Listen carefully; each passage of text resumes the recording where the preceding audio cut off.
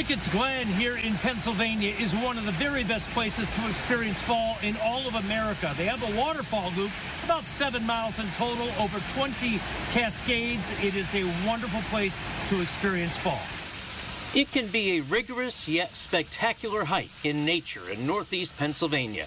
Kitchen Creek flows through Ricketts Glen State Park and has 24 cascades of varying size.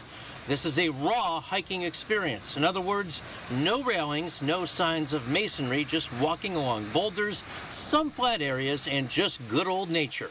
Spread across over 13,000 acres, there were plans decades ago to make this a national park.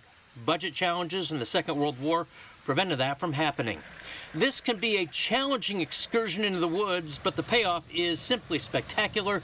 And this week, with autumn's glow, it is prime time to see this wonder. At Ricketts Glen State Park in Pennsylvania, I'm John Kucko.